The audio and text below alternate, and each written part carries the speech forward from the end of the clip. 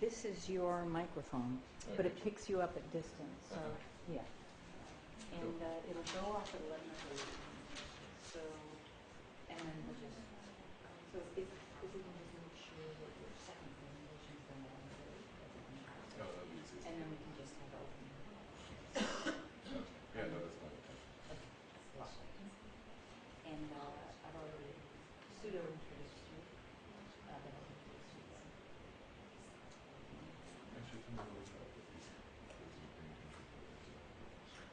So this is primarily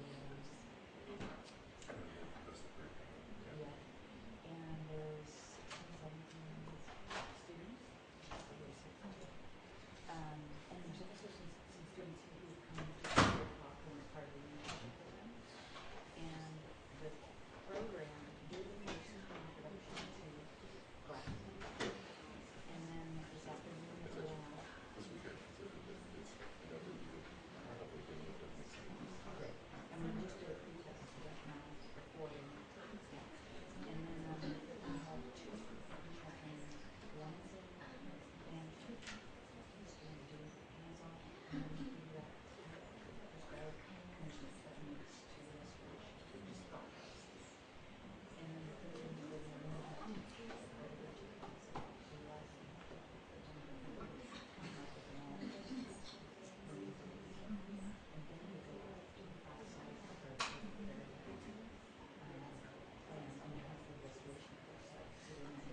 and they recruit other people to bring them out. Teach the people they bring, they learn how to learn and they work in experience with life science. So this is so good. And there's a variety of people here. Some people here really need it. A lot of them are looking for really enthusiastic and learning more and getting into it. So okay.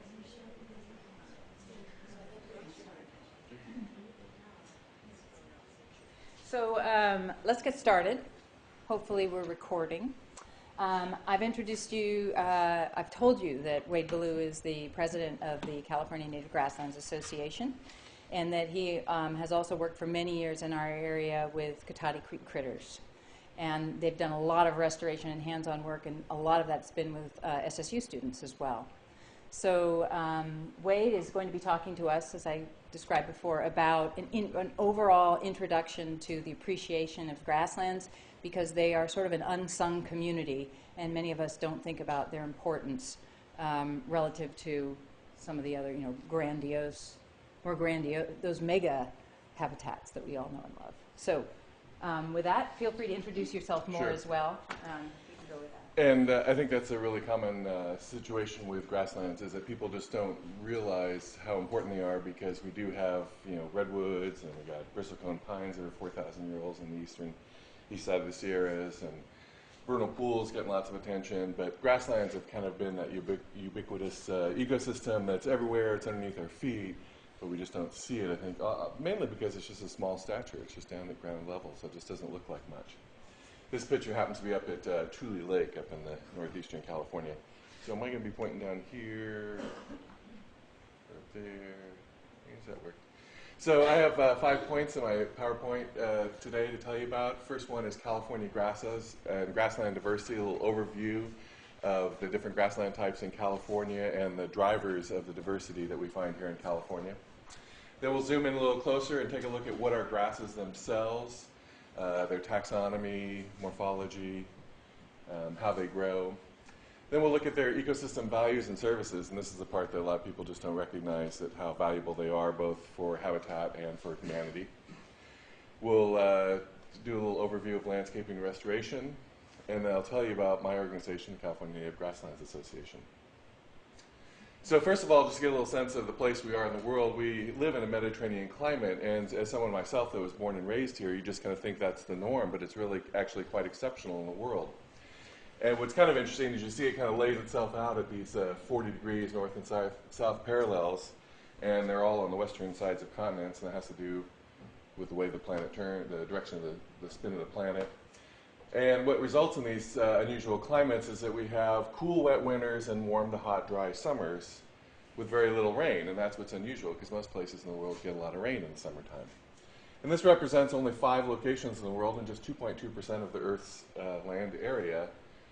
And that California actually has the longest dry season of all these Mediterranean climates, so that's a kind of a stressor on plants and forces adaptation to this unusually long dry season, this drought that happens every summer essentially.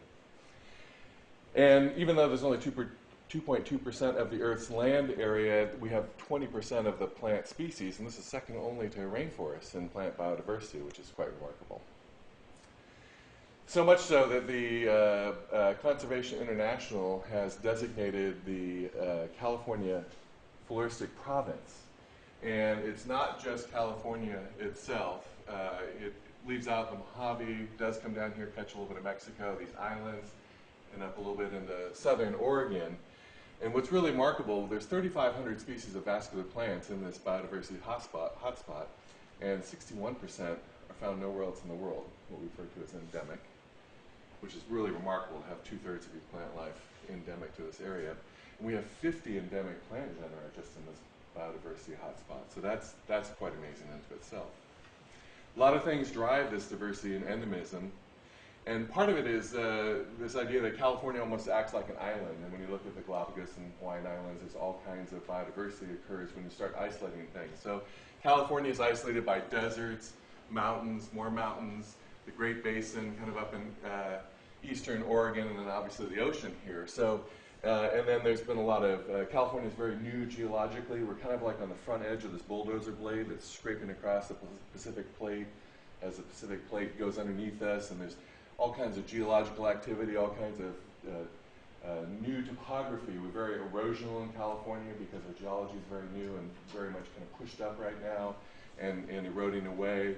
We have lots of different soil types, these old marine soil sediments. I'll talk about sedimentary, we'll get to the soils in a little bit later. Different climate zones, different microclimates, and then this isolation. So lots of drivers here to cause California to kind of be this laboratory of biodiversity. And this is a great quote I'd like to inject right here. Grasslands provide the fundamental matrix that connects a mosaic of communities. They are incredibly rich biologically. They are the connective tissue between these different communities. I kind of like that analogy of connective tissue because really when you look from the coast through the Central Valley up to the Sierras, the one commonality there is there's grasses. And they're everywhere. And they're kind of that connective tissue that links all these different ecosystems together. You can stand on this side. More, this is going to be better. Yeah.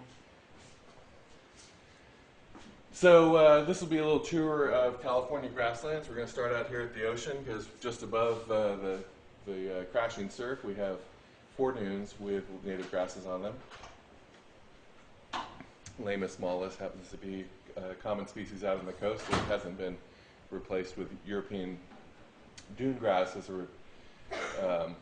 one of the things we find in grasslands is we're finding a lot of weeds, and sometimes they're weeds that we planted earlier as conservation efforts. Here's one place that's a real success story on dunes itself. We had our symposium last year near Eureka in the Lanphier Dunes in the Humboldt Bay National Wildlife Refuge. This is a completely restored dune system. They bulldozed this thing out because it had completely covered with European beach grass or dune grass. I can't remember what it was that was planted theoretically to stabilize dunes. They got rid of it, got in all these native bunch grasses and the wildflowers and forbs as well. And it's just a really beautiful place if you happen to be up there to check out. And then this is what you guys are all into, and just recently got this information from Kathleen here to provide this slide. The coastal prairie, a very unique grassland in the United States, obviously growing on the coast and fairly narrow band from Oregon down here to Central California. This is the most diverse grassland in North America. The 6th most endangered ecosystem in North America. And surveys by the Sonoma Marin Coastal Prairie Working Group often found 30 to 70 species in square meter plots, which is a pretty high level of plant diversity. Wetlands get a lot of attention, but wetlands almost always are surrounded by grassland uplands, and here's an example of that. Moving a little bit more inland and upland into a woodland meadow in Napa Valley with Dischampsia cespitosa, in this case Barrongensis, a subspecies. oak woodlands and savannas. This is Taylor Mountain here in Santa Rosa, and actually I'm going to be leading a hike on this property in a couple months. I'll tell you about later in the program. But obviously we've got a lot of grasslands that are interspersed with our oak trees. And underneath our oak trees, really common grass. You can still see some of this up in Annandale State Park, and actually grows fairly well in road cuts. Sometimes I think of one to, I know just going over to St. Helena the other day on road cuts, I saw a lot of Festuca californica. And so one of the things, in case you don't know about California grasses, is most of them tend to be bunch grasses growing in clumps. And they tend to be perennials, which means they're long-lived, living many years. Sometimes it might be 7 or 8 years, sometimes it might be decades, and there's some that persist for centuries in their clumps and continue to regenerate themselves. But what makes it different than what you see now in a lot of grassy areas, instead of this contiguous field of annual grasses where there's no spaces in between, when you have perennial grasses, what you then have is kind of spaces in between the grasses that are kind of sheltered by the overarching little canopy of each one of these little clumps. And spaces like that are referred to interstitial spaces. And so native bunch grasses encourage oak recruitment by providing interstitial spaces that allow acorns to reach soil. So if you have just this continuous thatch of annual weeds going underneath your oaks, acorns land on that, they can just land on the thatch and they never get down to the soil, which they need to touch mineral soil in order to sprout, germinate, and grow. And they'll get picked off by animals. Well, when you have clumps, it's a little bit of a ping pong game or whatever. It bounces down and the acorns can find their way in between these clumps, hit mineral soil, have a chance to sprout, and then for their first year or two, they actually got a little protection, almost like a little nursery situation, provided by these native bunch grasses that has been replaced now that we have a lot of annual grasses that have come in and taken over. Moving, continue east into California, we get to the Great Central Valley, which would have just massive grasslands, criss-cut with riparian forest from like the Sacramento River. Nacella pulchra, I think it's soon to be renamed back to Stipa pulchra because there's a little, the Jepson manual is going through an overhaul, and one of the things that's getting overhauled is the grass family. This plant used to be called Stipa pulchra, and some years ago they named it Nacella, and apparently it might be going back to. But the common name purple needlegrass is pretty solid. A lot of common names, can be really suspect because they can refer to a lot of things, but a lot of people recognize purple needlegrass as this Nacella pulchra. Could be changed its name, but that is actually the state grass of California. We have poppies as the state flower. Well, we have a state grass, and that's Nacella pulchra. Vernal pools get a lot of attention, and again, just like wetlands, they really function ecologically because they have a grassland surrounding them. The tiger salamander gets a lot of attention, spends its summers in the uplands in the grasslands, and gopher colonies and gopher holes, and then comes the vernal pools in the winter, but it still needs the upland grasslands. This place right here is really unique. It's up in Cobb Mountain, owned by the Nature Conservancy, called Boggs Lake. If you have a chance to go up there, check that out. On the backside of Cobb Mountain on the way to Konocti. They bill it as California's largest vernal pool. It's like 70 or 90 acres or something like that. Really beautiful. It has a couple endemic wildflowers. Moving on to deserts, I was just up here this last year, Lava Beds National Monument. I had to stop when I saw the sign, the Bunchgrass Trail. It has my name on it. And sure enough, we got grasses doing their thing in the desert. Then moving up upslope into the Sierra foothills, serpentine, when I was talking about different soil types in California, serpentine is a really interesting mineral that I'll talk about in a little bit that really affects the composition of plants because a lot of plants just can't handle the chemistry of serpentine. But here's a meadow outside Bear Valley with a serpentine wet meadow that'd be damp in the summer or spring and drying out in the summer, dominated by Hordeum brachyantharum meadow barley, and this is another really common grass. If you're starting to get into grasses in California, like that California fescue, this is another one that would put on your list of first ones that you want to know because you will find it out here. It used to be very common in the Laguna de Santa Rosa. And it's one of the ones that doesn't live a really long time. It's like less than 10 years. And in some situations actually can behave like an annual. It can grow in some situations and seed that year, die back, and grow again the following year from seed when it can't make it through the whole summer. Moving a little farther upslope, we're into the kind of conifer forest here, probably about 4,000 or 5,000 feet in the Sierras. This meadow in the foreground has a lot of sedges in it, and I'll talk about how sedges are related to grasses in a little bit, but our Grassland Association kind of puts one arm around sedges and the other around rushes because they're both closely related and are used in similar situations in restoration. Another place when I was up at lava beds this last summer, I also stopped into Lassen, a little higher up in elevation, probably 6,000, 7,000 feet here, a beautiful meadow in the middle of this conifer forest. Now we're all the way up at 8,000 feet, Highland Lakes. This is up above Bear Valley on Highway 4, which is another spectacular place to go in California if you haven't been there. The Highway 4 Pass, Ebbets Pass, over the Sierras. Great motorcycle ride if you happen to be into motorcycles.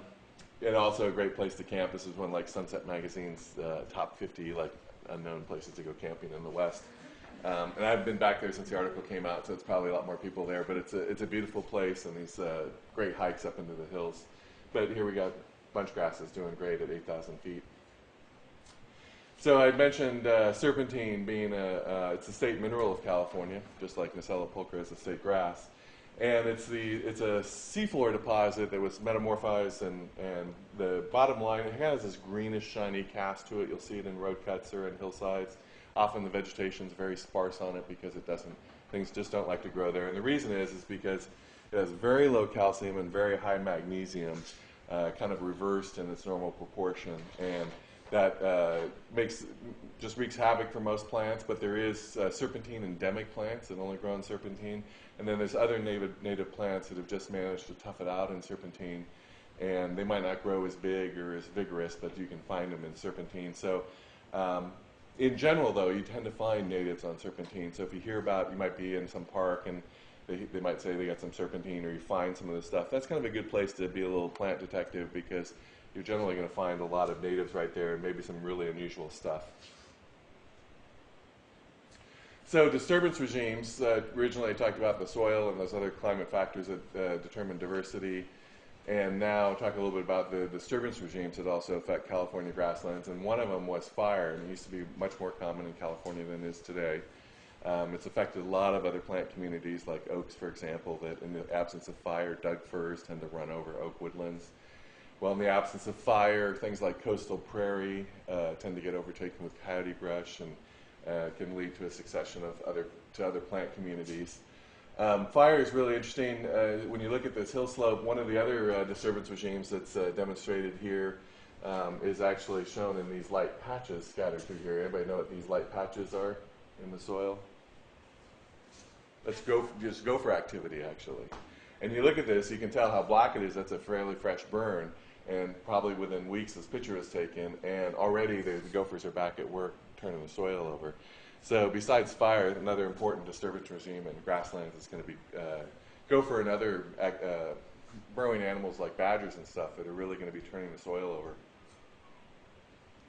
And what's interesting, you kind of look back, you can also see, it's like, wow, they did this there. Well, they did, at some point, all these areas are just turned over by gophers, and they're going to be churning up old seeds. They're going to be going to store seeds and losing them along the way.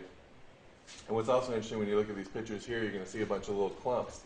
Well, those are clumps probably of Nacella pulchra, the purple needle grass, that as a perennial, it's got a lot of energy stored in its root system. So fire can burn off the top of the plant, and as long as it doesn't completely burn the crown of the plant at the soil level, that plant can resprout.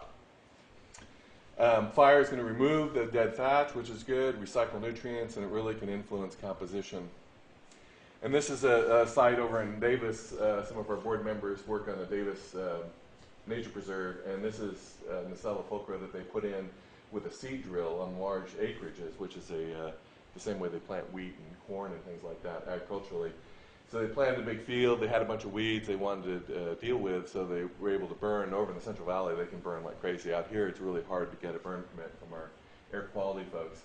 But 2 weeks after a burn, you can see all the little green sprouters of this Nacella pulchra popping back up. So these plants are very custom and adapted to fire, and without it is one of the things that brought in a bunch of our weeds. And so when you don't have naturally occurring fires, like say over in the Central Valley, because there's a history of agricultural burning over there, they seem to be a lot more tolerant. Their biggest problem is burning in the fall when that their local firefighters aren't off like in LA fighting a fire down there. That's the only restriction. It's not really an air quality issue. Up here, anybody I know that's tried to do a burn runs into issues with air, trying to get permit for air quality. So then the other big disturbance regime that has to be acknowledged is that California grasslands did co-evolve with large grazing mammals. And if you just go back even to the last ice age, I mean, there was some mega animals cruising around here. It looked like African savanna with woolly mammoths and giant ground sloths and rhino-like critters and horse-like critters. So grazing is really a fundamental disturbance regime in California for grasslands, and it's a problem when you take it away. So here's the problems that we now face with California grasslands, and I've alluded to several of them. One of them is just the plain conversion of grasslands to other uses, and so conversion to agriculture. I'll talk a little bit later about how important soils are in grasslands, because they kind of go hand in hand. Grasslands pretty much always develop the best quality soils that you find, and so it really makes sense that if you're going to grow crops, and a lot of our crops are grasses, that we would go into grasslands because that's where the nice deep topsoil is. Invasive weeds, a lot of California grasslands are just dominated by mostly annual grasses that come over from other Mediterranean climates. Development, like this development you see here, you got a grassland just chopped in half by development. And when development comes in, they love to hear, like on an environmental impact report, non-native grassland is like a developer's fantasy, because if it's an oak woodland, you know, try cutting down oak trees to put up a development, or redwood trees and stuff. They're going to have to jump through a lot of hoops. They're going to have to mitigate, you know, wetlands. Oh my God, 3-to-1 mitigation costs a lot of money. Non-native annual grassland, yeehaw, you know, Walmart, here we come. It's just not considered to have any value at all. Not even the, you know, the value for potential of restoration. And so I just talked about fire. Fire suppression has definitely influenced California grasslands. Overgrazing is a big problem. A lot of California grasslands, most of them actually are grazed commercially. Most commercial operations face a real economic pressure, which tends to force them to graze too intensively in general. But the flip side of that is, and it happens on a lot of public lands, is if we remove all the grazing altogether, that's a problem as well, because then you get these 6-foot-tall annual weeds growing, and their thatch just dies and flops over on all the native plants and smothers them. So it's both of those are a problem, and that's what you tend to see on most of our grasslands. Is if they're commercially grazed, you look them out there and there's like this much stubble left on the fields, and if they're not grazed, you can't even, you know, see yourself through them because they're 6-7-foot-tall annual weeds. Natural succession, in the absence of fire or these other the grazing regimes. The reason I have natural in quotes there is because fire and grazing would keep coyote bush at bay in coastal prairie. When you take those two guys out of there, the coyote bush kind of marches out into the coastal prairie, and coyote bush in itself is a nurse plant, probably not so much in coastal prairie, but in other more inland grasslands that you see oak trees, like a scrub jay will stop on a coyote bush and drop an acorn on the ground, and you find oak trees growing up out of coyote bush.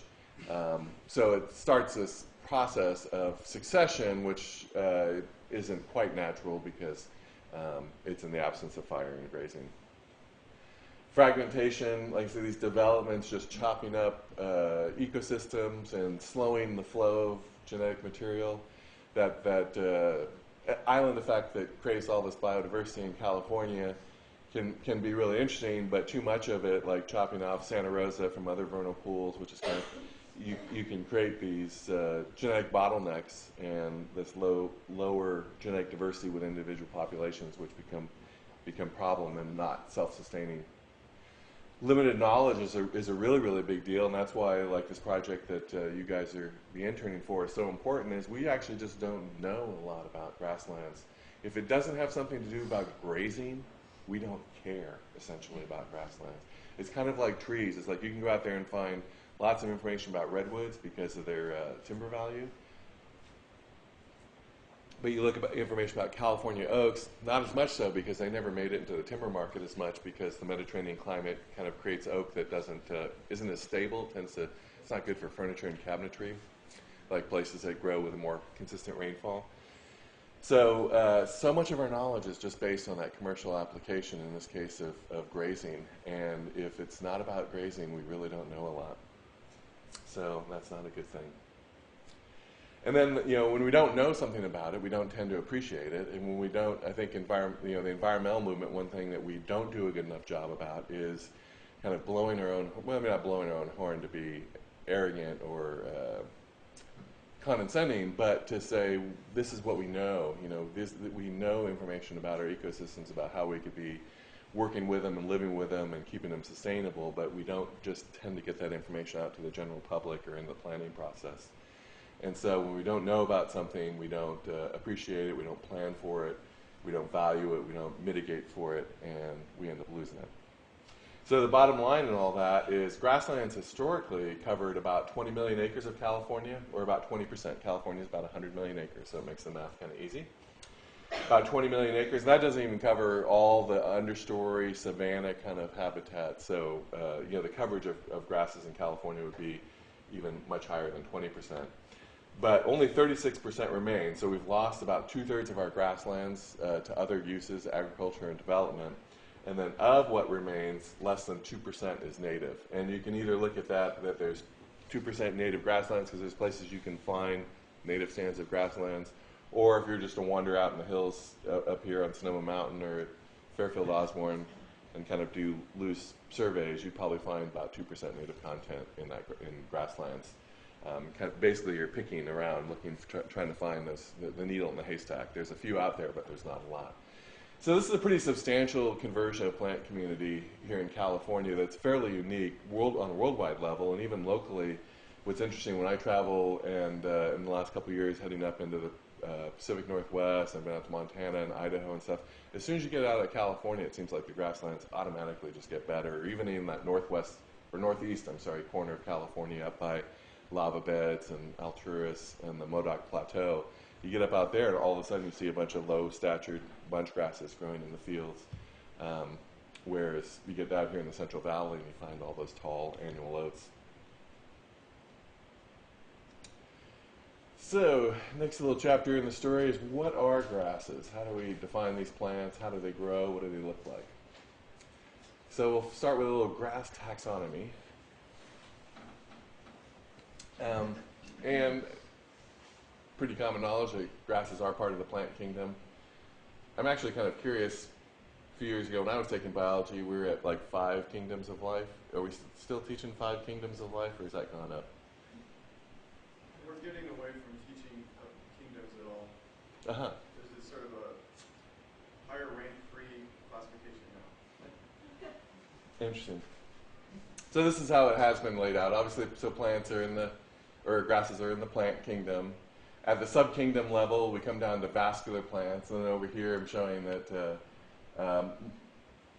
mosses are a plant that start dropping out when you talk about vascular plants. So grasses have the vascular tissues to conduct water and nutrients throughout their body, essentially.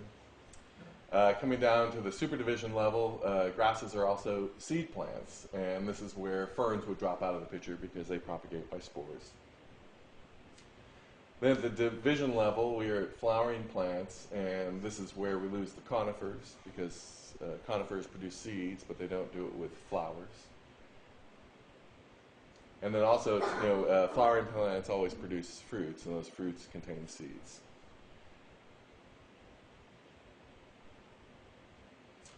Down at the class level, this is where we get to the monocotyledons, and this is an important dichotomous split in the plant family, plant kingdom, because a lot of these other choices, there's multiple choices up here, more than I've listed, but you get down here and it's either monocots or dicots. And so the cotyledon is the little seed leaf that comes inside the seed, and it's the first little leaf that pops out, like on bean sprouts.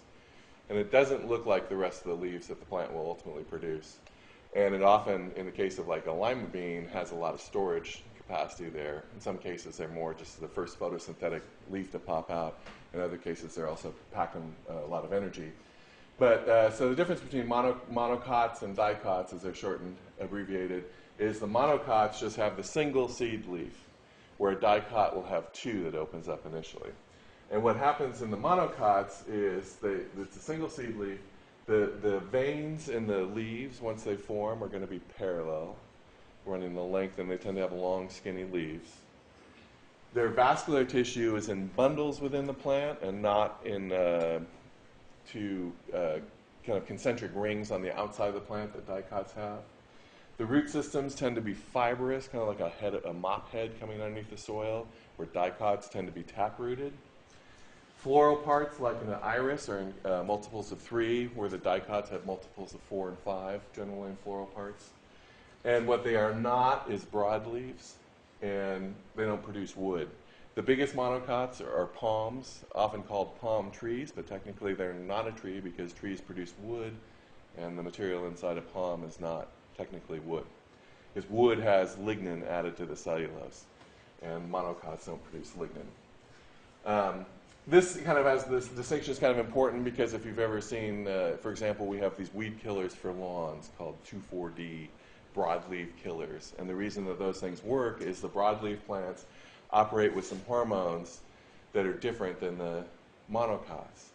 And when you spray this 2,4-D, it's a hormone that actually is a growth-inducing hormone, actually, that the monocots don't even recognize. So they get hit by 2,4-D and they're like, they don't even recognize the hormone, they don't react to it.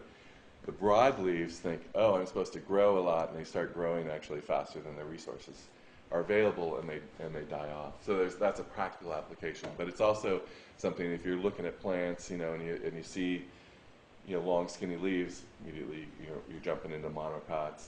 You pull a little plant out of the ground, and you see a fibrous root system as opposed to a taproot system.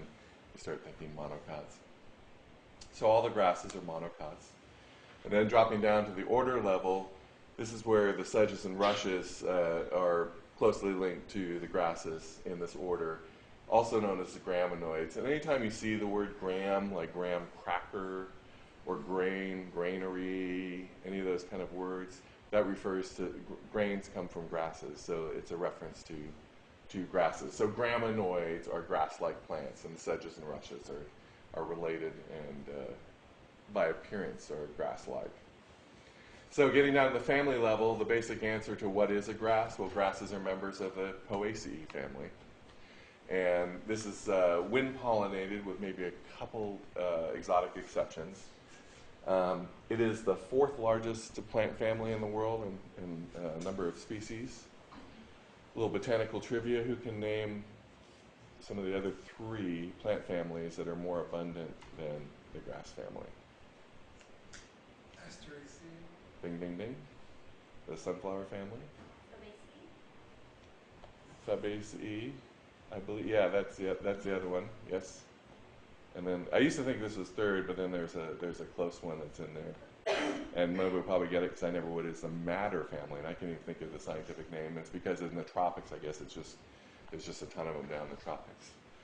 But there is in the Poaceae, there's about 10,000 species worldwide. 300 or more than 300 in California, and they started evolving about 65 million years ago. And in this case, our California fescue over here, Festuca is the genus. It's actually a very common genus for grasses. Sometimes the turf grasses are fescues. And in this species, Californica, because there's so many endemic plants, it's interesting when you start doing plant ID, how many plants have Californica or Californicum in the name, because so many plants are found here. So a little close-up here of the anatomy of grasses, and this is where the detail starts coming in and where your hand lens starts having to be broken out here. Or the other thing, actually, I found a great thing for looking at grasses and other plants up close is they have these little things that fly fishermen wear for tying flies, a little magnifier thing that clips onto your ball cap and clips down. And those things work really well. Because there is a lot that you have to look at up close if you really want to get into IDing grasses. A couple things that these pictures show over here is grasses, from a vegetative standpoint, can reproduce themselves with rhizomes or with stolons. Stolons and rhizomes are actually both stem tissue. A lot of people confuse those with roots, but roots don't have the nodes to produce a new part of the plant. So a rhizome is actually an underground stem running horizontal, and a stolon, just like a strawberry does, there's little stems that run across the ground. and there's a node there, hits soil, roots start growing, and a new plant can grow there, and then you can clip the stole on. And like rhizomes, you can take those rhizomes and separate them and grow, propagate new plants from the individual nodes off a rhizome. There's several places you have to look diagnostically when you start doing ID, and one of them is at the intersection of the leaf and the sheath down here. There's a little appendage known as a ligule, or there is not, depending on the grass, but this is a little, kind of a little membrane that kind of hugs the stem of the grass coming up here. The leaf sometimes is referred to as the lamina. And besides the ligule on the backside, it's kind of tucked underneath behind here. You don't see it until you peel it apart. Another little appendage that you might be looking at in a keying situation is this appendage called the auricle, which is kind of a collar that comes down around here, around the sheath, and there could be descriptions about what the collar looks like, whether there's a ligule or not. As I said, a lot of people don't even recognize that grasses are flowering plants, but as a wind-pollinated plant, you don't advertise your flowers. So, oaks and pines, those are all wind-pollinated plants. But they don't have showy flowers because they're not trying to entice an animal, insect, or bird to come pollinate them. So when you see these little spikes that form up over the grasses, those are the inflorescences. Like the term fluorescent light actually comes from flower. So they can be everything from these really open panicles that spread out to a spike where all the florets are attached on this central axis. When you get down to the actual spikelets, those are the individual little flowers put together on the ends of the inflorescence. There's a couple appendages you may be looking at, and there's the glume. Actually, this is pointing to glume on both sides, which isn't quite correct. But there's little veins, or sometimes called nerves, that run down the lemma. Those are sometimes, or the glume that they might be asking. Look for those kind of things. There'll be the awns, which come out where we have an awn. The awns, which are little appendages that come off the end of the seed as it's maturing. Sometimes that's diagnostic. Probably won't spend a lot of time, because if you really get into this, there's something you really have to study. There's probably, if you've already done botany, you probably learn like 50 to 100 words to operate a key, and then once you get in the grass family, it's like probably add another 20 words onto that you're going to have to learn to navigate a key. It can be tricky for sure.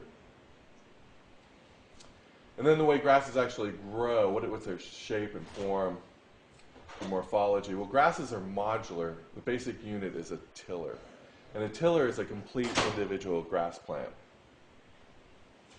The difference between annuals and perennials is when you see a clump of perennials, it's like a colony of all these individual little tillers that may or may not be attached to each other. Initially, when they grow, there's little buds here at soil level that will produce a new tiller. And this is actually several tillers in here, not just one.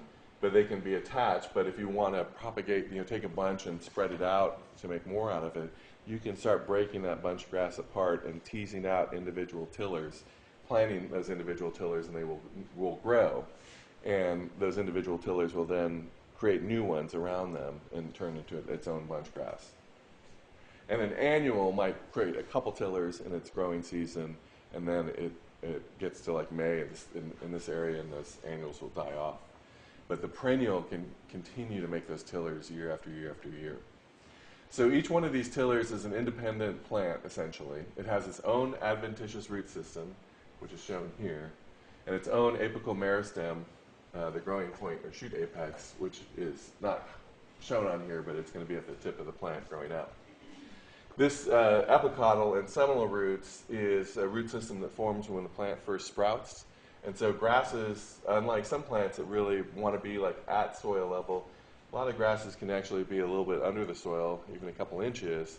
They can sprout. They'll produce an initial root system down here and an epicotyl, which will shoot up to its ground level, and then the new plant will actually form at ground level, and it'll abandon this initial seminal root system. So this showing both of this, you'd see this initially, and then this would disappear, and you'd see the rest of the plant.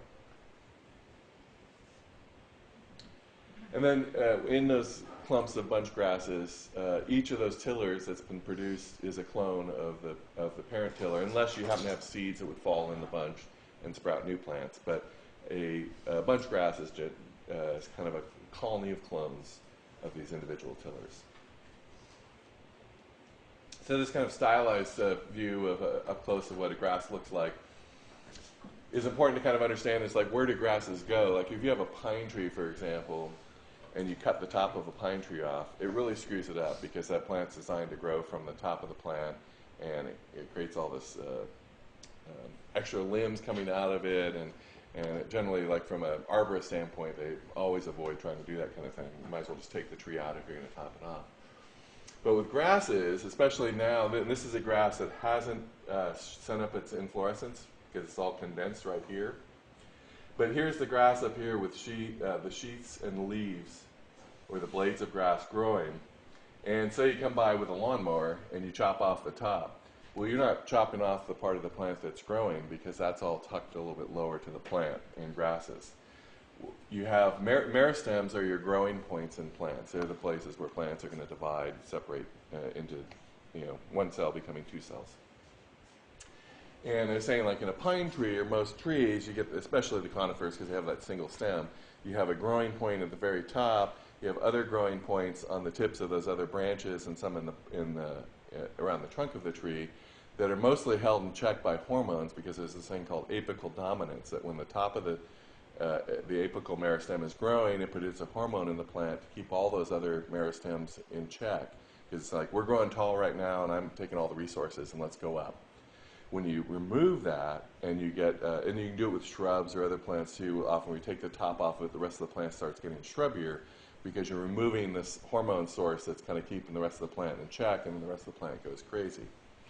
With a grass, like mowing a grass, when you come across the top and cut off those leaf blades, you're not cutting off the part of the plant that's growing.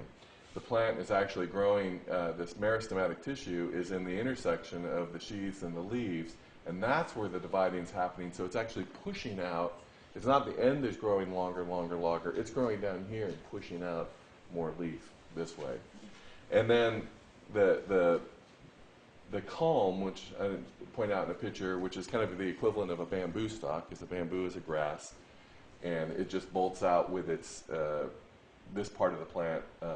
And because most grasses grow basally where this part of the plant is condensed, held down close to the soil, you get leaf growth, and then, like in the case of grasses in the spring or summer, they'll start shooting up and producing the inflorescence. And that culm that comes up out of the middle that has little joints on it is the equivalent of what you see with bamboo. But so until that bolts, you can mow or graze, and you're not, unless you have some grazing that happens really radically, like sheep can do, close down to the ground level and start interfering with meristems down here. This plant can continue to refresh itself and survive the grazing or fire. This is the same mechanism that allows it to go through fire. So then you get to springtime, this apical meristem that's been tucked inside the plant, this will start extending kind of in those joints that you see like in bamboo. The meristems are each one of those nodes. And so it's kind of like a telescoping effect. Instead of the top of the plant growing and getting taller, it's almost like you pick up the radio antenna out of a portable radio and go fwink, and it kind of extends out. That's more analogous to how this grass is going to grow. Once that apical meristem with an inflorescence comes up, if that gets cut off, this tiller is done for the year. It's not going to produce another culm or flower. And so mowing, if you do mow annual grasses, you can cut down on the seed production, because once you hit that culm, it's not going to produce another one. What can happen is little tillers can form off the base here, and you can get it forming another. And one of the things that mowing and grazing does tend to encourage is tillering, which is the production of new tillers. So the more you mow something and graze it, it tends to cause it to spread and get more dense. Any questions? Am I going too fast here? Hopefully it's all working good for you. Another important thing with California grasses is seasonal growth, and this affects, if you're doing restoration or plant surveys.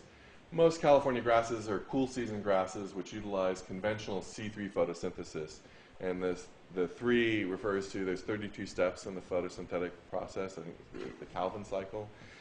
And carbon is fixed in the 3rd step in conventional photosynthesis. And this is what they thought all photosynthesis was when they initially figured out the process.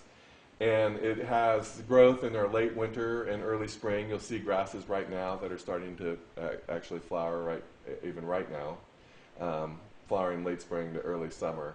But they tend to be on the early part of the season.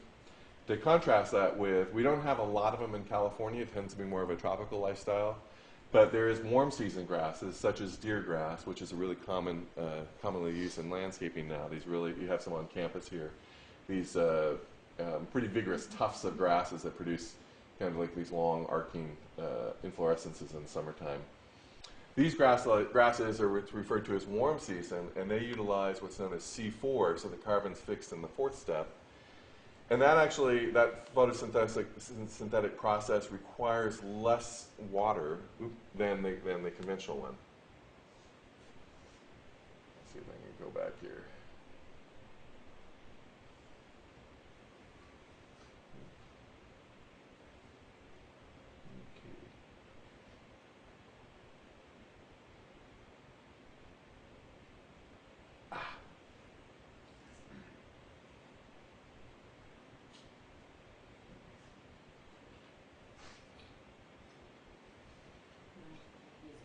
Yeah, that would probably be easier.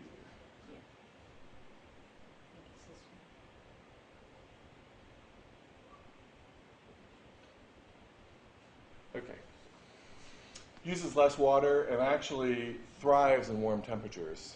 Found in the desert. This picture actually was in Tucson, Arizona, in a seasonal desert wash, but there's this really nice stand of deer grass growing there.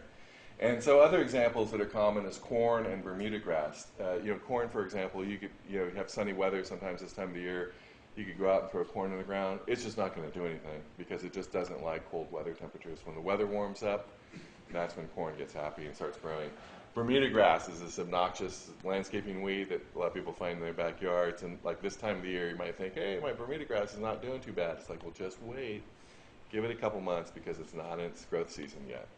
So this can affect, like say, plant surveys, for example, that if you only go out in April, you might not catch warm season grasses because they haven't flowered yet. There isn't a lot of them. We do have mostly cool season grasses.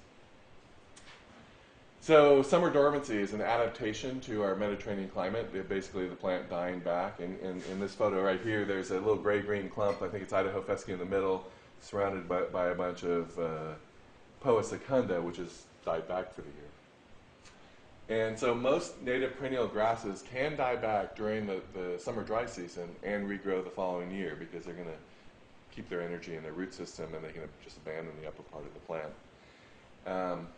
And a lot of these plants, because one of the things that's becoming more popular and we teach in our organization is using native grasses in landscaping situations. So a lot of people, if they want to convert their lawn to native plants, don't want to do it with a bunch of plants that are going to die in the summertime because it doesn't, aesthetically just doesn't look good. So there is, most of our grasses, even though they could die off in the summer without irrigation, if you do throw a little water on them, or if there happens to be a moist summer, that those grasses can persist and stay green over the course of the summer. But there is a few of them that are known as obligate dormant grasses, such as Poa secunda, which is this one that's shown in the picture with it. This was in like June or July, so this plant is still green inside here, but all these other guys around it have died back for the year. So Poa secunda and Melica californica, California melon, those guys die back every summer no matter what. So that's also a thing for a survey standpoint or whatever. If you come later in the year, you might find these guys have all died back and you can't identify them. Or if you want to plant some grasses in your yard, you can kind of keep an eye on this characteristic because you generally wouldn't plant obligate dormant grasses in landscaping. So I was talking about earlier how grasses and soils kind of go hand in hand.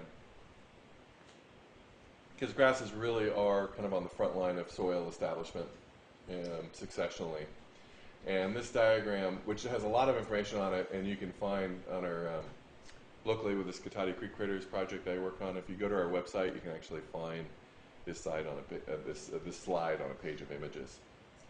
So what we're going to compare here is a California native perennial bunch grass growing here in a well-developed uneroded soil profile, which can take 10,000 years plus or minus up to 100,000 years to really develop good topsoil. And it's showing roots growing up here almost to 4 feet deep. And on this side, we're going to compare it with a non-native exotic invasive annual weed. So in this case, it's actually not a grassy weed because this illustration actually is tap-rooted, so it would indicate it's more of a dicot. So maybe we could say this is star thistle or something. One of the things that would be good to show with an actual annual weed in here is they tend to really monopolize that first foot of topsoil very effectively. So that's one of the reasons that annuals are also successful is they tend to suck up everything in the topsoil layer. So I don't know, what your experience is with soils. If you haven't taken a soil class, I'd really recommend it because you can't have plants without soil. We have 4 basic soil horizons, O, A, B, and C. The O horizon is that organic layer across the top that consists of leaf litter, decomposing thatch.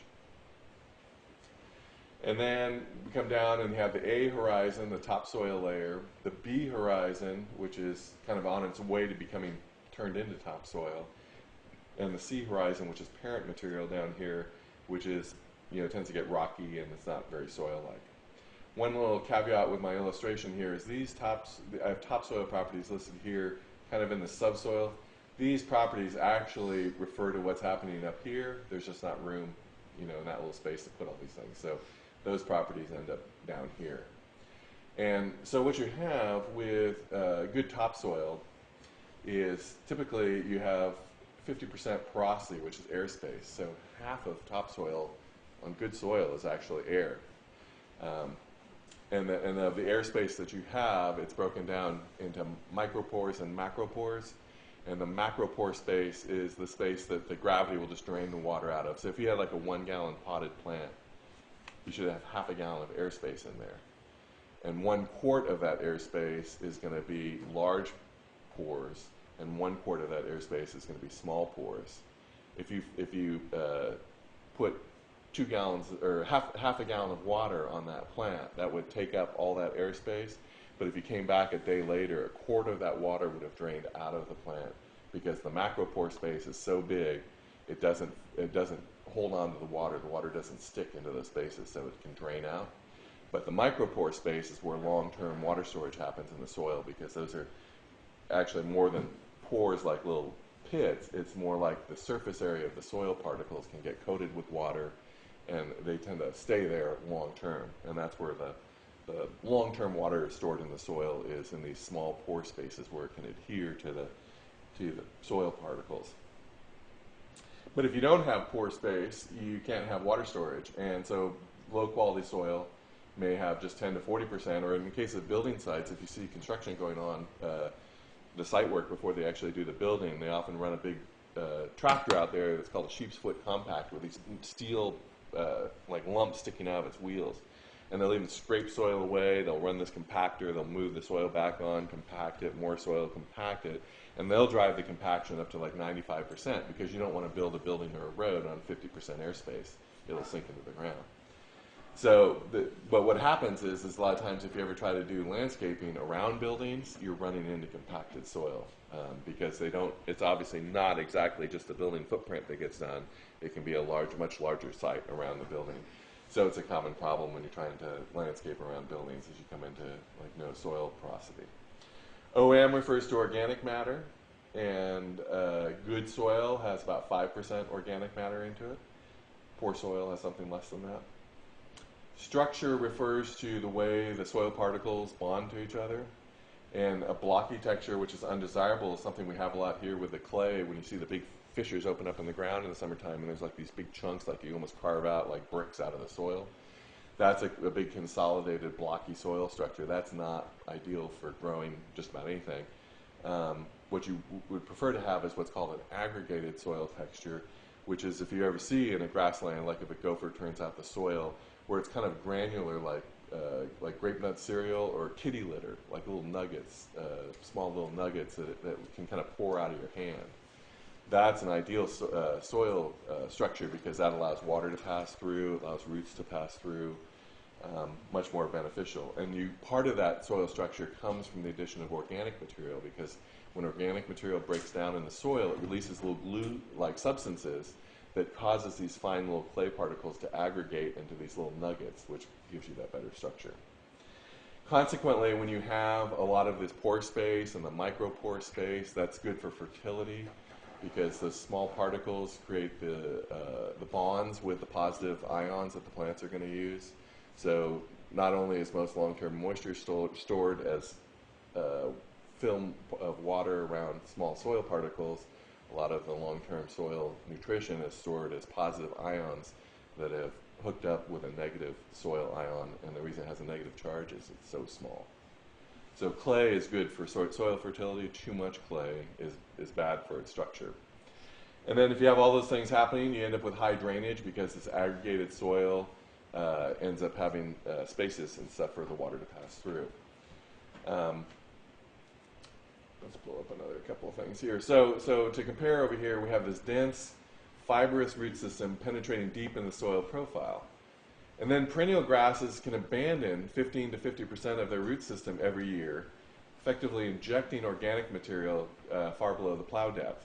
Typical farm plow, they refer to plow depth as 6.5 inches. That's what farmers typically affect by trying to integrate soil in organic matter. Like if they put compost out in the field and want to integrate it, they can get it down 6 inches. Perennial grasses can put it down 4 feet or more. And that when I talked about earlier the tillers, so what happens is 15 to 50% of the plant's tillers are going to die every year. And when those tillers die, the corresponding root system is going to die. And each tiller, one tiller up here could have this root, and the other tiller could have this root. So that whole root going all the way down here is going to die back, and it's going to leave organic material way deep in the soil. And as that root starts to degrade, it's opening up a little channel so water can infiltrate in the soil.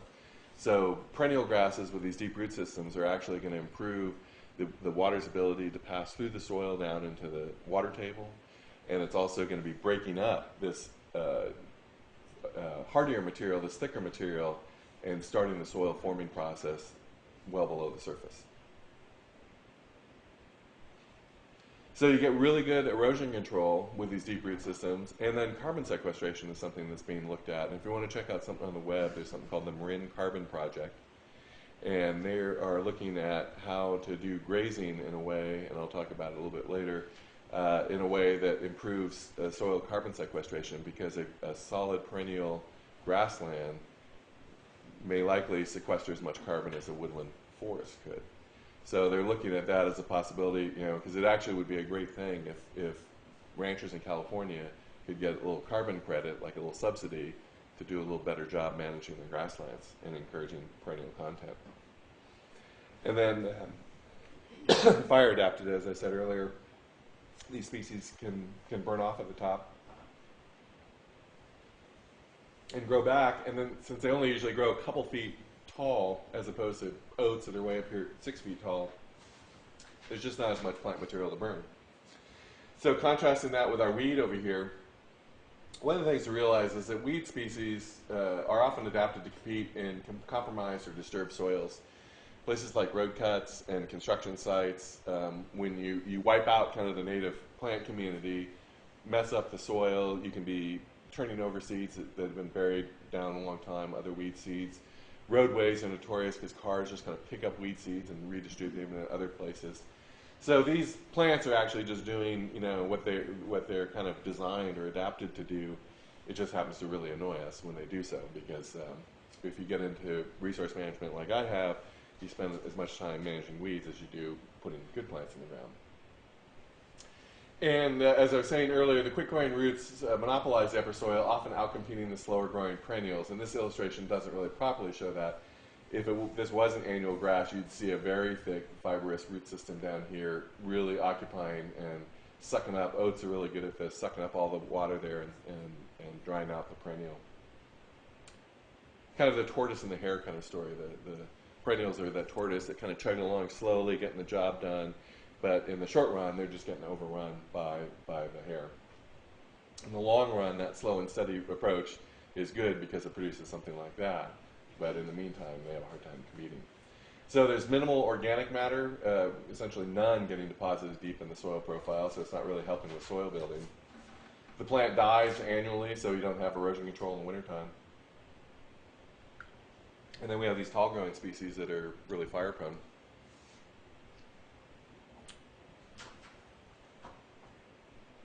So here's a little cross-section. This was actually done by overgrazing up in the Sierras at the Highland Lakes place I was talking about, where cows got into some areas they shouldn't, and it eroded this little soil bank. But what it showed was there's roots coming down here, and this was 4 feet deep, and there's roots down here that are part of these grasses up here.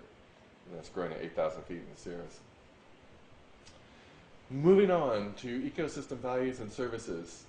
This is one where I think a lot of people at first just don't realize how important grasslands are for both habitat and for humanity.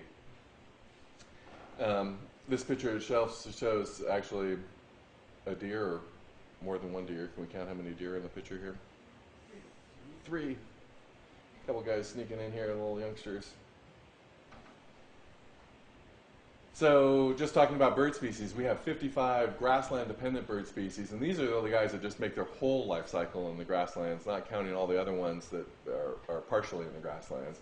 But things like burrowing owls are a species of concern in California, and you get everything from golden eagles to red-tailed hawks hanging out in the grasslands. But these guys, like in the case of this harrier, they're nesting out here. These guys are nesting in the grasslands along with feeding and doing everything else they do. A lot of attention is getting paid now to invertebrates and pollinators. The Xerces Society is an international nonprofit that protects conservation invertebrates. Xerces is the genus of this butterfly that was the first one that was believed to cause human-caused extinction of a butterfly in North America. So they named their organization after it. This is what they say about the importance of grasslands for pollinators and butterflies. We actually have 1,600 species of native bees in California. You've probably heard that honeybees are really taking a pounding, and more people are looking at how we can encourage our native bee population to help out with agricultural pollination. Well, many traditional grasslands, or I should say native grasslands, have an abundance of wildflowers or forbs, which provide food for bees, butterflies, and moths. So a lot of times when we talk about grasslands, and there's a lot of debate about it, actually the name grassland itself would, because we talk about coastal prairie, other people have talked about referring to grasslands, all grasslands, even as prairies, because now the ones that are covered with grasses are these competitive annual weeds. Historically, there would have been a mix of grasses and wildflowers, and California had some of the most spectacular wildflower displays in the world. And so these wildflowers are going to do a lot to feed these bees, butterflies, and moths, but even the grasses themselves often are food. And then when I talked about just the same phenomenon with the California fescue growing in clumps and allowing a place for an acorn to fall in between, these ground nesting bees need access to bare soil as well. And so when you have bunches of grasses and the spaces in between, those spaces can allow access to bare soil, and that's where these guys need to make a nest. So the physical structure of a native bunchgrass grassland provides more habitat than what we have now covered with weeds for these important pollinators. And then there's the host plants, because there's the idea that all these guys, a lot of them are feeding on different nectar and stuff like that. They can come from different plants. But a lot of butterflies and moths have specific plants that they have to lay their larvae on. In the case of the monarchs, it's milkweed, because milkweed, the larvae can eat it. It has a toxic substance that they've adapted to be able to digest, but that makes them toxic for other wildlife. So monarch butterfly isn't eaten by birds because they've come to recognize that this creature is toxic to them. And so if you don't have milkweed, you don't have monarchs, and there's a lot of other relationships like that with grassland species that you need this native plant or this genus of plants to provide the host for a specific species. So getting into grazing as it's both a management tool and an economic benefit. If you would ask me 10 or 15 years ago about grazing, I'd been like, yeah, well, I eat beef and I feel guilty when I do so because grazing is probably not that good for the landscape. And that's because a lot of what I would see would be what I talked about, the stuff that's just munched down to the bare earth. But because grazing was here way before beef cattle were here, it is an important part of the disturbance regimes to keep grasslands viable. And one of the ways it does that is if you have a working landscape like a cattle ranch that's able to make money and persist, he's not going to sell out to a developer that's going to want to build a strip mall there or homes or something like that. So the more we can keep our working landscapes economically viable with grazing, the longer they'll persist. You can control invasive weeds with grazing, and there's even a lot of work being done now where you can actually train cows within a week or two to target weeds that they previously thought were undesirable. Cows are kind of picky, and they're sometimes like a 5-year-old that won't eat broccoli because even though they never had it, they don't think it tastes good. But they do little tricks like covering the thistle with some molasses and hiding their nice alfalfa underneath it, so they have to kind of eat through the thistle, the sugary thistle, to get to what is their normally desirable stuff, and getting the moms to eat some of these weeds, and so their offspring will see them eating it and realizing it's not too bad. So there's a lot of really interesting stuff that can be done to actually train cows to eat your weeds, or just the timing of putting cows out on areas where you have a weed problem. And one of the things that I talk about down a little lower is the idea of high intensity, short duration, which is kind of the new paradigm for sustainable grazing, is taking a lot of animals and concentrating them on a small area, but just for a short period of time. And one of the effects of that is the cows then also become less picky about what they eat, and they'll tend to eat down some things like thistles that they might normally pass up.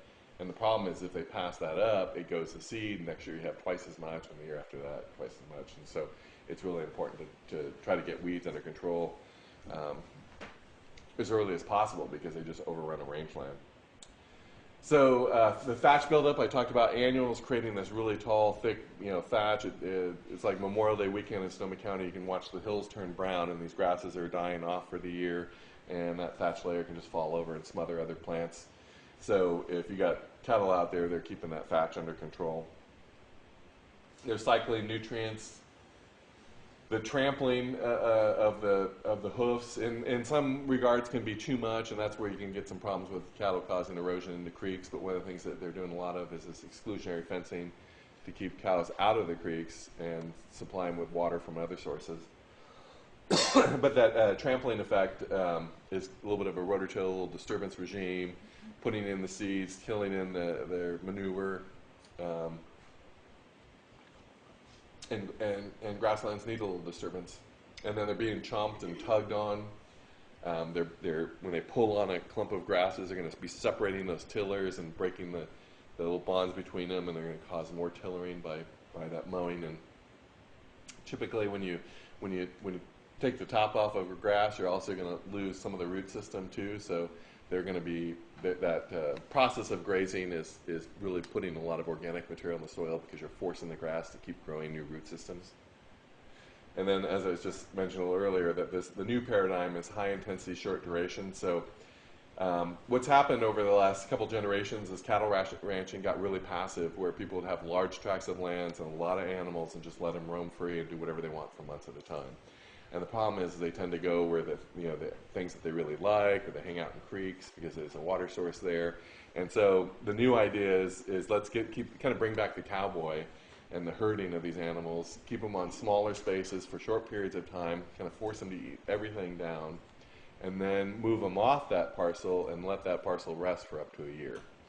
And that more replicates what would happen with herds of elk that would have been roaming California. That you have this herd of 30 animals that would come through, they'd beat up on an area, they'd be tilling it with their hooves and doing all this kind of stuff, and then a grizzly bear would show up on the scene and the elk would all take off and they wouldn't be there for a while. So it's kind of replicating what historically would have happened with grazing herds in California. So the bottom line on grazing is that site-appropriate, planned and managed livestock grazing can replicate historic disturbance regimes to benefit native plants and animals. And I don't know if you've heard of mixed herd breeding or mixed breed grazing here, but these are some elk in a cattle pasture up in Laytonville that I saw coming down and had to stop and take a picture of that. One of the groups we work with, and you find this a lot these days, is everybody's working with everybody else, trying to form partnerships to make our scarce resources go as far as we can. One of the groups that our Grassland Association works is part of is the California Rangeland Conservation Coalition, which is a really diverse group. It's one of the reasons I like getting involved with the grasslands, because it used to be people like ranchers and environmentalists were kind of at odds with each other. Well, here we're working together because Audubon and Defenders of Wildlife and the California Cattlemen's Association and groups like that are all part of this coalition. California tiger salamander and red-legged frog are more abundant in grazed and ungrazed ponds, and that in the Bay Area, 50% of the breeding habitat for these critters is ranch stock ponds, according to Fish and Wildlife Service. So you can have biodiversity and commercial agriculture coexist. And a couple quotes here. This guy is saying these critters must have been here the whole time. We must have been doing something right. And tiger salamander is the most profitable kind of livestock I've ever raised, because this gentleman's getting mitigation money to manage his stock ponds, and seems to be very happy with it. Grasses are also very important for humankind, and members of the grass family include all the cereal grains and critical food crops such as corn, rice, and wheat. And those three alone, corn, rice, and wheat, is 50% of the human calorie intake worldwide. Barley, oat, rye, sorghum, millet, triticale, and even sugar cane are all members of the Poaceae family. As I say, anything that says grain or gran or gramarye, kind of those kind of terms in it, all refer to grasses. And we need grasses for our survival. And it's been thought that actually the cultivation of grasses led to human civilization. We've been cultivating grasses for 10,000 years, making paper for 4.4 thousand, and most importantly, making beer for 1,000 years. So we would not have beer without grasses. But yeah, actually back to this cultivation, we were hunter-gatherers that had to follow the seasonality of the animals and the foods as they were being produced. And once humans got a hang of the idea, hey, these grasses, we can grow these things, and one of the best features about these grains is you can store them. I mean, try storing other types of squishy fruits and things like that. They just don't hold up. But back when you had nothing but baskets or jars to store your food in, being able to store grains would have been huge. So by our ability to start cultivating grains, originally thought for animals, but later to produce things like bread, it allowed humans to move from being hunter-gatherers to actually building cities and staying in one place and growing our own food. That's how important grasses are. So, landscaping and restoration, how are we doing time-wise? Not too bad. I'll kind of blow through this a little quicker because I got one other little PowerPoint to show you on careers. It's just like 5 slides, and then we'll have time for any questions and answers. And if you have a question, answer this, because this is more practical kind of stuff. But a lot of attention now on landscaping and restoration with native grasses. The big one is replacing all these water-thirsty lawns in California. And I believe, actually, if we could take out all the ornamental lawns in California and replace them with native equivalents, that we could eliminate our water problem in California, because so much water. Lawn is the #1 crop in the United States, if you don't know. And it's just a big sink for water, for all these chemicals, both the fertilizers and the herbicides that go on them, and then you got to mow them, and those mowers are just producing all kinds of blue smoke and noise. They're just a bad deal all the way around. Well, here's a couple great examples. One is Crissy Field Commons in San Francisco. If you haven't been down here, check this out. It's really, really cool. The marina is back here. There's Fort Point underneath there, and there's this walkway, the promenade that goes. It's also in terra paved, decomposed granite held together with pine tars and kind of a organic asphalt equivalent. It's got this huge meadow area that they've done with a couple native grasses out here, because this is from this path. If you look back up to 101, there's Doyle Drive and old Presidio buildings have these huge meadow areas done in these native grasses. And then between the promenade and the water, they've done a bunch of dune restoration with like a couple 100,000 plants. And it's just really beautiful. You should go down there, like take your bike to San Francisco, and you can check out, you can go back and forth through this area, and it's just a blast. And then right here on campus, if you don't know, over at the Environmental Technology Center, that lawn that's outside the ETC is actually Carex panza, which is a sedge, and that is the most lawn-like of the native. It's actually not truly a grass, it's a sedge, but it produces a turf that has all the functions essentially of lawn. The only thing I don't know is if it would be appropriate for like a soccer field, because it can be a little lumpier and because it grows a little slower, it may not repair itself fast enough for, regular athletic activity. But there's so much ornamental lawn, and I don't know if any of you guys ever see students will come out here and just crash out here and do homework or talk or whatever. So it holds up to foot traffic, and it's soft and friendly like a regular lawn. But they only water this every couple weeks, and I think mow it like 3 or 4 times a year. It tends to grow you grow it a little longer, and it tends to start flopping over a little bit, which makes it kind of cool. It's kind of like this up here, where it almost looks like little waves in the water or whatever, because there's these little nodding kind of effect of the grasses. I'm just going to run through a few slides. Our organization teaches a workshop on using grasses and graminoids and landscaping for water conservation. Here's a few slides just right out of our workshop, just to see the kind of things that we talk about, and a few photo examples of some really nice landscaped areas that include native grasses and the variety of applications. Commercial stuff is getting a lot more attention. More and more, even Public Works, Caltrans owns lots of property in California. They're starting to get away from ivy and start getting into more natives. Commercial development, a lot, and residential, both driven by water conservation. A lot of it, that in the city of Cotati, you have to be 50% water conserving plants, and 50% native, 80% water conserving in your landscaping plan. And then they want to see that before they approve your building project. And then here's just a really beautiful example of a native meadow as an alternative to a lawn. There's deer grass in there and a bunch of different wildflowers as well. And this is just a little example of ideas of planting a meadow from that workshop. And then this is an area that's getting a lot of attention with grasses too, is this idea of stormwater quality improvement. It used to be that the water just landed on the rooftops, washed the oil off our roads, went right to the creeks, and nobody cared. Now, this driven by the Water Quality Control Board at the state level, they're telling the cities you actually have to do things to improve water quality coming off your streets. You actually have to have a permit from the state to discharge stormwater into state-owned creeks, which is not like a valve that you can turn off, but it's just a regulatory mechanism that the states have now imposed on the cities, saying you need to be responsible for the quality of this water runoff. Because we've fixed the big problems. We don't have paper mills that are pouring out, crap into our creeks and things like that. It's all this non-point source coming from all the neighborhoods, rooftops, and driveways that are the problem now. So used to be, water would just drain off a parking lot and go right to a thing called a drop inlet and out to the creek as soon as they possibly could. Now we make it take its time, and this instead of being a raised planter bed is now sunken in between the parking lot. Water runs down here before it gets into an opening, before it can get into here, and then it has to run all this way through this grassy swale before it gets in the inlet.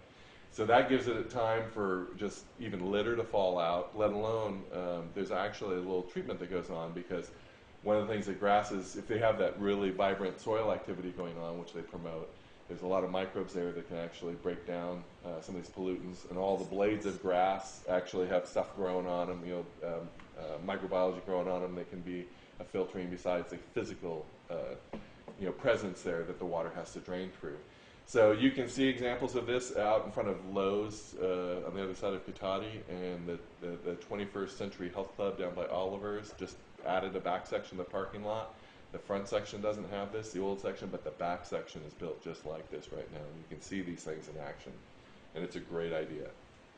Because right now the water just gets to our creeks so fast, we get a lot of flooding in our creeks, and it really, the creeks just go up and down really fast. So this is over in the Central Valley. Hedgerow Farms is their owner is a founding member of our organization, and he's a big proponent of doing this kind of stuff. This is what you see in most irrigation channels in the Central Valley, just bare dirt creek banks.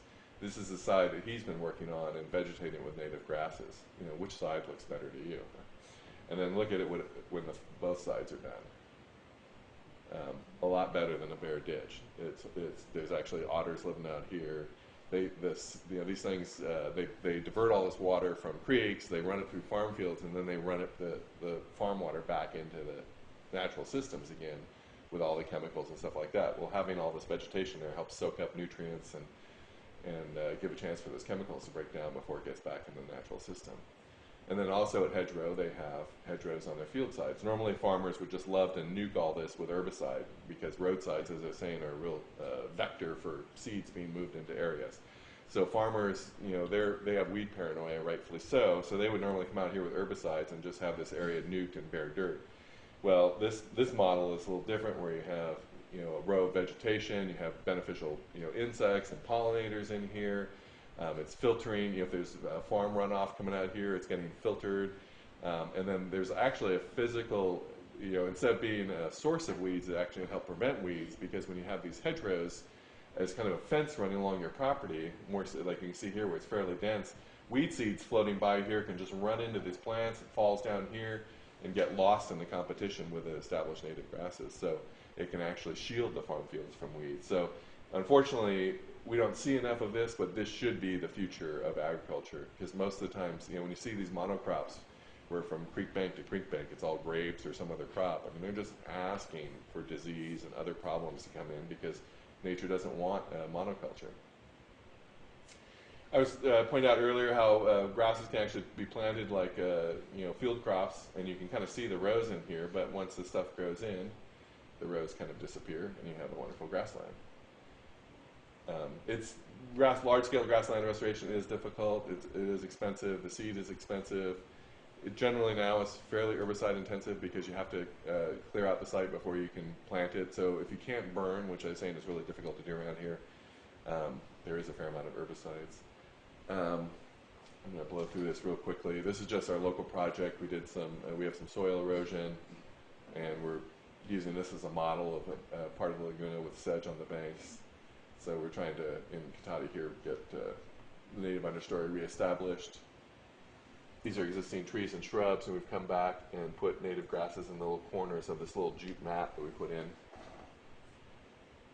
We wait till our trees get 2 to 4 years old, and come back and put a area that we've previously suppressed with mulch, and now use that as a planting area to get natives established. And that's what it looks like up close. It's kind of labor intensive, and it's a kind of a system I just came up with on my own, and so we're still kind of figuring out if how well it works, and it wouldn't work if it wasn't for all the volunteer labor. I can tell you that, because it is fairly labor intensive. And then another thing you can do is larger areas with sheet mulch. If you put cardboard down, that's a great barrier for weeds. And so we do some larger areas where we've covered it with cardboard, either to remove invasive, like blackberry in this case, or sometimes we've had bare ground after we limbed up some existing trees, and we have a bunch of bare ground to treat. And this was a whole bank that we did, had ivy. So we did a sheet mulch on the whole bank and then left it for not quite a year before we came back and planted it, and that's doing fairly well.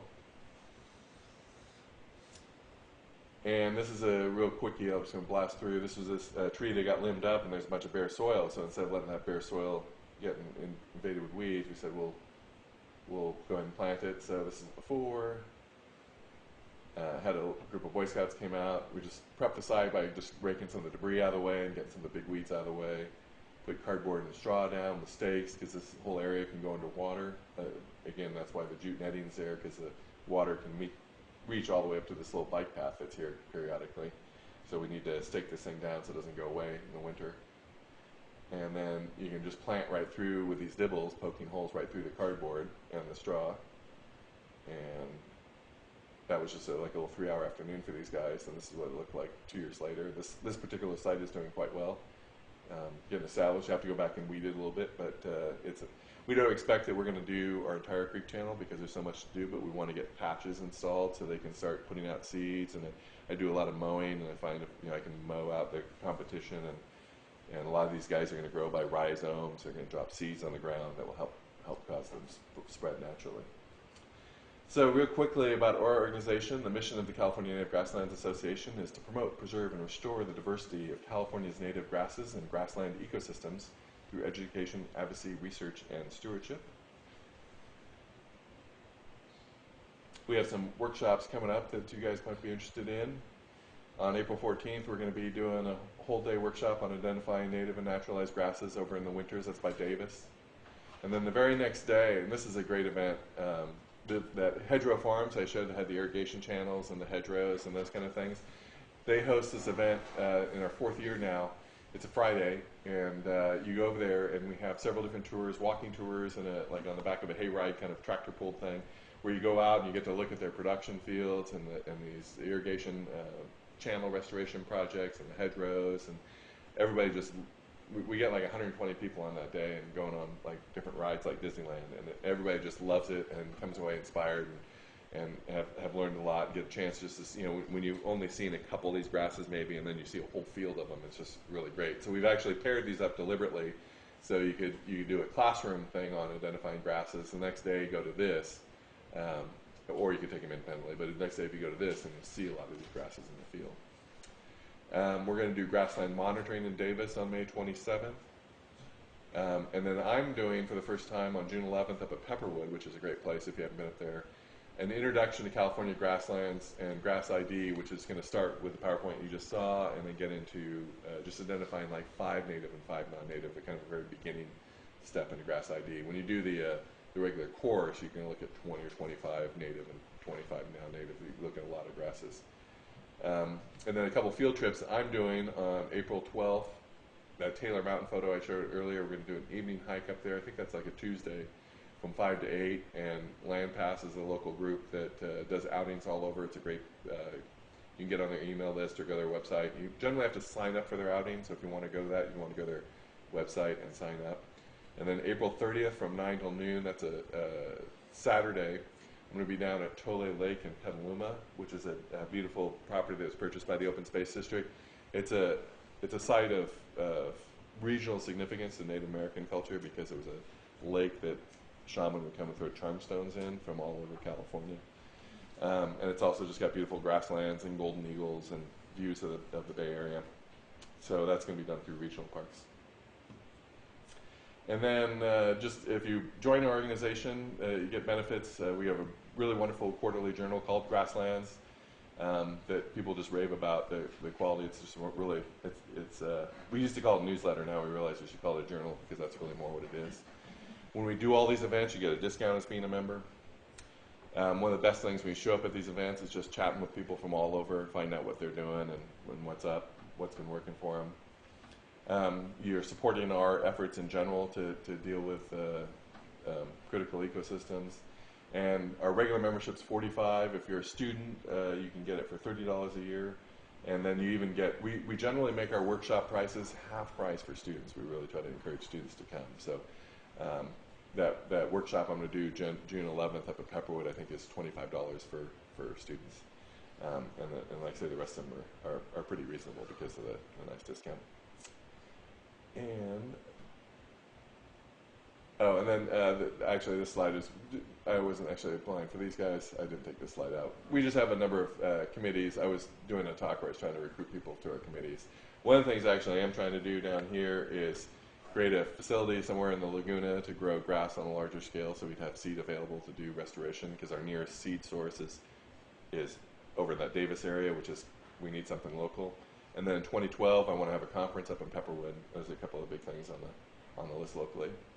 So that is the end of that PowerPoint. Does anybody have any questions on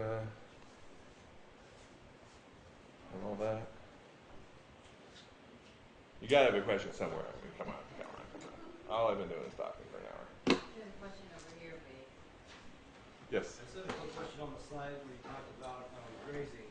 Yes. You're saying that grazing could stimulate growth by chopping on the roots of the grasses. Actually, taking off the top, because if you end up chopping off a lot of the green part of the top of the plant, it's not producing enough food to keep the roots alive. So the plant will just start abandoning some, like basically some of the tillers will give up and they'll abandon some of the roots. So because the roots are below ground and the grazing animals aren't actually getting to the roots, but by taking off the top of the plant, you're kind of taking off part of the bottom of the plant too. I see. And you're saying that it stimulates the growth of the grasses? Yeah. Well, because that when you take off the top of the plant, it tends to cause the tillering to occur. I see. It encourages tillering. So by mowing a plant or grazing a plant, a grass, it might start tillering where it wasn't going to do so beforehand. I see. Because I think that the plant starts realizing growing up isn't working as well, so I'm going to grow out. And so your point was that doing that to was your focus on doing that to the invasive plants, or was your point on the native plants? Well, either one is just something to keep in mind as a management tool. Like if you're planting a Carex panza lawn and you want to encourage it to tiller, you might want to mow it a little heavier than you might think normally. If you're going out and trying to control these oats, and you mow them off, like the seed heads are coming up and you mow them off. If you do it early in the season, there's this whole fine line about timing when you do this stuff. If you do it early in the season, you may have knocked that seed head down, but the plant still has enough time to produce more tillers, and those other tillers are going to grow up and produce more seeds. So you might have to come back twice. Or if you can hold off and do it later in the year, where you're mowing the plant an annual, where it's like in April, and then it's so late in the year might not be able to tiller again. So it's just kind of understanding how the plant grows and responds to those things, so you can plan for it if you're doing management, like in mowing and weed whacking. You can kind of understand what to expect, and then figure that out, because the timing becomes super, super critical when you try to get into mowing and grazing to get the effect that you want. And I haven't perfected it myself. I can't pretend to. Usually it just means mowing more often. How much research has been done on the carbon sequestration? It's brand new, and that's what this Marine Carbon Project is all about. They got researchers from Davis and Berkeley, I think, out there, and they're actually measuring, the soil carbon. They're coming out and they're applying compost topically to add a source of carbon, and then they're grazing with this rotational, high-intensity, short duration, using temporary portable electric fences systems, little solar-powered things, and they're on, instead of having stakes in the ground, there's like these stanchions that they can just kind of roll on the ground and keep the cows confined, but then moving on a regular basis. And they're looking, so the research is just now getting underway. And if you go to the Marine Carbon Project, you can find out whatever the latest is that they have. But is there anywhere else besides Marin County that's doing that? I know that one guy is doing that. That's John Wick, is the Marine Carbon Project. Well, there is a brand new thing that I haven't even scratched the surface of myself, called the Soil Carbon Coalition, which is, I think, a lot of people that are doing natural resource management, or just like we have this rangeland coalition. I think it's another group, a coalition of other existing groups that are going to come together and share information. But I just heard about this, and I haven't even had a chance to go to the website that's for it. Oh, the Soil Carbon Coalition, I believe, is the name of it, and it was just like soilcarboncoalition.org. So that could be a really important thing, like I say, because if ranchers could get a little subsidy to do the right thing, that would really help them out. And the other thing, this grass-fed beef is really taking off. And the whole idea of locavore, eating local, consume agriculture, and finding out, I'd rather buy dairy products that come from clover than other people, because I know they're just doing a better job managing the landscape, and as opposed to some Safeway brand milk that comes from some huge dairy in the Central Valley or Arizona or something like that. And it's the same thing with beef production. People are getting more and more into this grass-fed beef, which is a good thing for everybody, both our health and the health of the landscape. Because if they want to graze year-round on their with their cattle, and they're thinking long-term, they're going to do a better job. With the sheep mulching and cardboard netting and stakes and all that, it looks like you don't remove all that after planting the native plants. We actually just leave it, and it's all biodegradable. One of the things, cardboard is biodegradable, and you can actually be certified organic and use cardboard.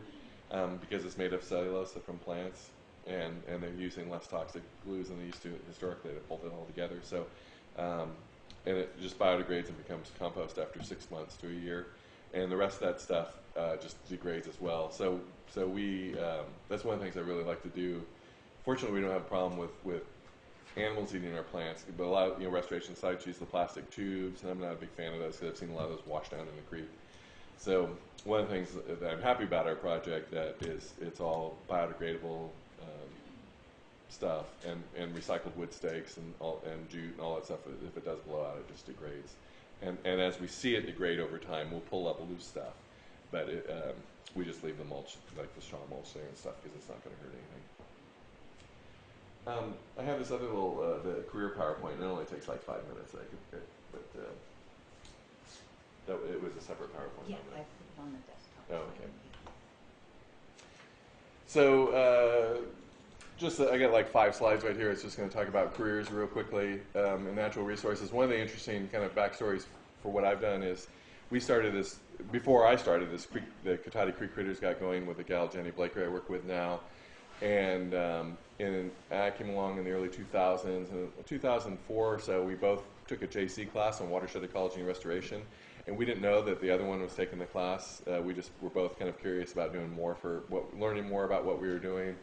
We had a gal that was working with us that was a plant ecologist, but she ended up having a baby and was going to be less active, and we needed to learn more so we could do a better job. So we both showed up at this class, and it's like, why are you here? And it's like, I want to learn more about Cotati Creek. Same thing. And so we ended up got a lot more serious about it.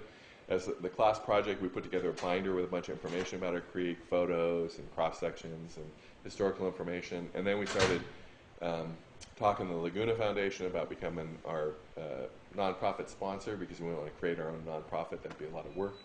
And then we started talking with the water agency about working with them to get grants. And in 2005, in our first try ever, we wrote a grant to the state of California, and we got $169,000 over a 3-year period to do trees and shrubs. And we were only like 17 out of 91 in the state, because they had like 91 requests. That's what happens with grant funding, is everybody puts in their requests, and only a fraction of them are going to get funded. And we were only like 1 out of 5 that got funded. And then after we did that for a couple of years, then I got interested in the idea of doing understory, and we got a couple grants to do understory work. This particular year, our funding is down, but we got a couple of things in the pipe that we're hoping next year is going to pick up some more, and we'll move on to a new project area. But a few years, about 10 years ago, I was actually just taking a class at the JC, and a job came through there that was working for the Forest Service for a couple summers doing trail work. And so I took that job. This is even before I had this work here in Cotati, because my main career was doing woodworking and cabinetry and different stuff, and so it's a second career for me. But when I was growing up, I was kind of interested in the outdoors. I was in Boy Scouts and stuff, but the only thing I saw of employment really was those guys working the little kiosks at the parks, and that didn't look very interesting to me. And at the time,